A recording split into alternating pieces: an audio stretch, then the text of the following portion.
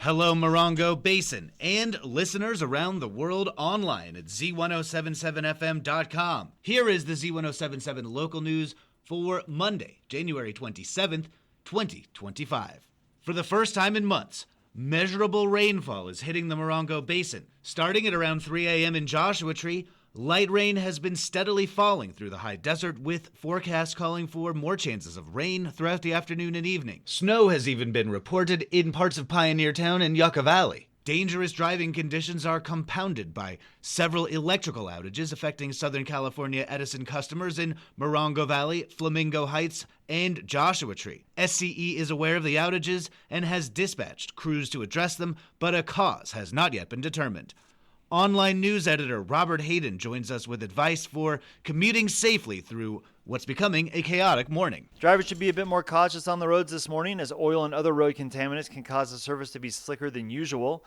Regular rainfall usually helps keep roads clear of oil, antifreeze, and other liquids that can make their way onto the surface. However, since most of the Morongo Basin has been without any measurable amount of rainfall for most of last year, this morning's drizzle could be stirring up an extra slippery surface, especially near intersections or stoplights where cars tend to stop and wait. Snow has been reported in Landers, Flamingo Heights, and in the hills of Yucca Valley and 29 Palms. Temperatures that hover above freezing can still produce ice and snow on the roads. This is a good time to check the tire pressures in your car, especially if you haven't since the weather has turned colder. And if you haven't turned on your windshield wipers in months, don't expect that dry, dirty rubber to do much for your visibility. Some hot water and a scrape with a sharp knife can sometimes get your wipers functional enough to get you to the auto parts store. When you're out driving in fresh rain, especially if you're on a motorcycle, give yourself extra time and space to stop safely and be cautious when approaching intersections or other vehicles.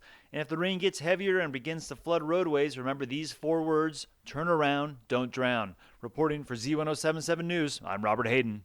King of the Hammers has officially kicked off on Thursday, and as the off-roading event ramps up, expect heavy traffic, large trailers, and lots of tourists through the Morongo Basin. King of the Hammers is an annual off-roading competition held on private land near the Johnson Valley off-highway vehicle area. The event typically brings tens of thousands of off-roading professionals, enthusiasts, and fans to the ticketed event for days, overnight, or weeks-long stays. In addition to tourism dollars, the event brings additional off-roading traffic to desert areas as enthusiasts gather to recreate outside of the official King of the Hammers events.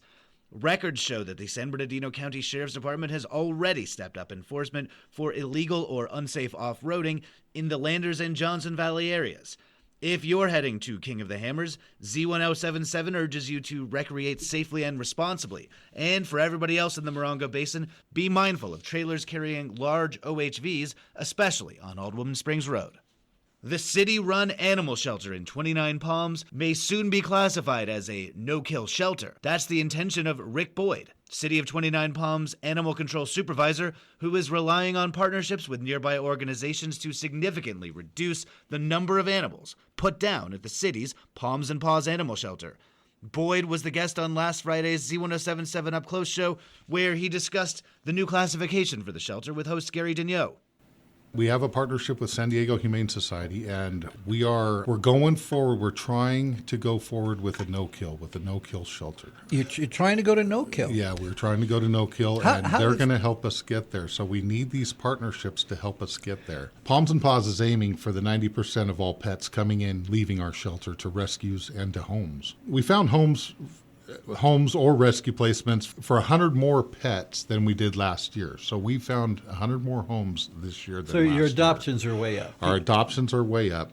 We ended 2024 up to 63% live rate. Wow. You know, I mean, it sounds small, but it's really significant. Our live rate in a lot of shelters, our size live rate is somewhere in the 30%. 68% is phenomenal. And we're moving forward with that. The way we could get to the 90% is with rescue groups. So say, for instance, if we had, say, 4 rescues come and rescue four animals a month from us, just 4 different rescues, 4 animals a month, we would be scratching at that 90%. We'd be scratching at no kill. We're moving that way. We're going to get there. It's just going to take time. with a 90% rate? Is that because some of the animals that come in are ill, are not suitable for adoption? Where's that 10% come in? So since we're open to mittens animal shelter, we accept everything and all. Right. So we get the hit by cars, we get the vicious, we get the abused, we get the neglected, and we get animals that otherwise. So say if we had a vicious animal, vicious dog, let's just say we had a vicious dog, we can't adopt it out. Right. Can we keep it at the shelter forever? We can, but then what's the quality of life for that animal? And that shelter is taking the space of and for other ones right. that are very adoptable. You can hear their full conversation by listening to the Z107.7 Up Close show as a podcast at our website, Z107.7fm.com, or wherever you get your podcasts. The Morongo Basin Conservation Association held its 56th annual meeting on Saturday in Yucca Valley. The nearly 70 attendees, plus others online, heard presentations about California's electricity and solar markets, how they are related, and their impact on desert environments. Reporter Mike Lipsitz is there and filed this report. Leading the discussion was the executive director of the California Solar and Storage Association, Bernadette Del Chiero. Her organization promotes smart, local, clean energy technologies, rooftop solar primary among them.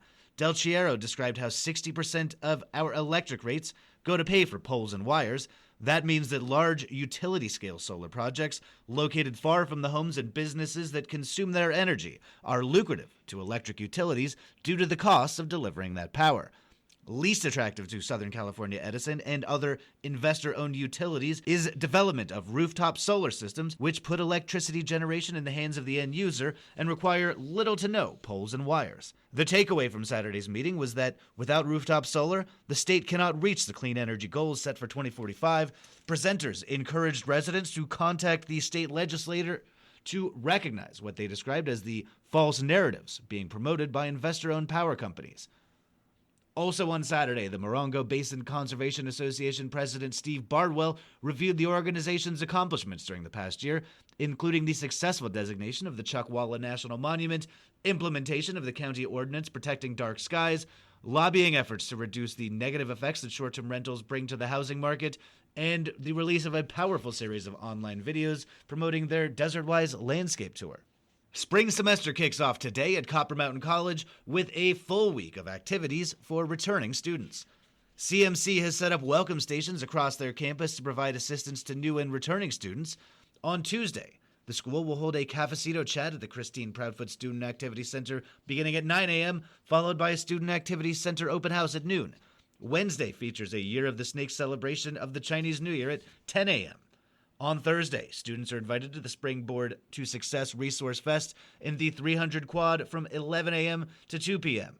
The Special Olympics are coming to 29 Palms this spring, and organizers want you to get involved. The city of 29 Palms is hosting an information meeting this Wednesday, and the community is expected to hear an exciting and informative session about the Special Olympics Southern California and its mission to enrich the lives of individuals with intellectual disabilities.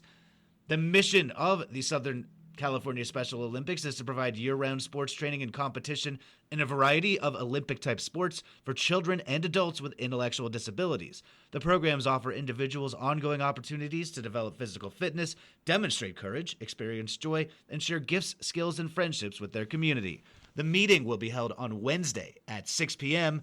at Lucky Park's Activity Center, located at 74325 Joe Davis Drive in 29 Palms. And finally, Theater 29 will be hosting a special concert featuring the songs of the incomparable composer Cole Porter. Arts and entertainment reporter Charlie Thomas tells you how to enjoy this lovely evening of music. A special two-performance-only concert featuring some of the high desert's finest voices comes to Theater 29 February 1st and 2nd. Easy to Love, a Cole Porter concert, features many of the composer's greatest hits and reflections on his life and times, featuring songs including You're the Top, It's Still Lovely, Friendship, I Get a Kick Out of You, I Love Paris, Night and Day, Let's Do It, Let's Fall in Love, and many more. Performers include Kat Christine, Annalisa Pilecki, Scott Klingscales, Imelda Patu, Adonai Patu, Charles Harvey, Tiffany Crocker, Sabrina Olsen, and Gabriel Figueredo. Tickets for the Saturday, February 1st, 7 p.m. performance and Sunday, February 2nd, 2:30 p.m. matinee are available at theater29.org. Reporting for Z107.7, this is arts and entertainment reporter Charlie Thomas. That's our local news. Hear local news 7 times a day, 7 days a week at 7, 8, 9, noon, 4, 5, and 6. If you hear about news happening, let us know.